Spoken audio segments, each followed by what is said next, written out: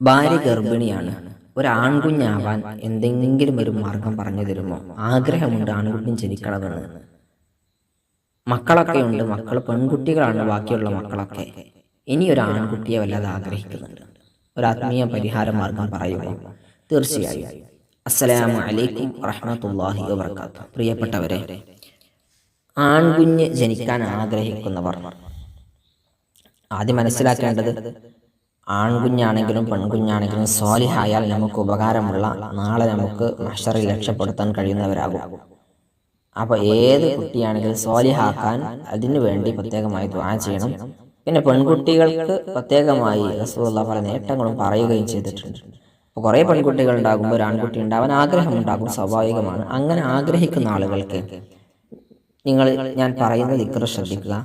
ബിസ്മില്ലാഹിർ റഹ്മാനിർ റഹീം. അല്ലാഹുമ്മ ഇന്നി ഉസമ്മി മാഫി ബത്നിഹ മുഹമ്മദൻ ഫജ്അൽഹു ലി ദക്റാ.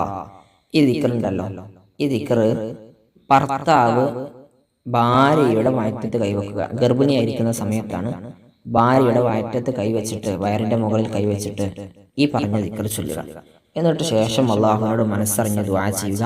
ഇൻഷാ അല്ലാഹ് ദുആ അള്ളാഹു സ്വീകരിച്ചാൽ നമുക്ക് സ്വാലിഹായ മക്കളുണ്ടാവാൻ, അത് ആൺകുട്ടി ഉണ്ടാവാൻ അതൊരു കാരണമാകും. ദുആ സ്വീകരിച്ചാൽ ഇൻഷാ അല്ലാഹ് അള്ളാഹു നമുക്ക് സ്വാലിഹായ മക്കളെ തരട്ടെ. വീണ്ടും കാണാം. അസ്സലാമു അലൈക്കും വറഹ്മത്തുള്ളാഹി.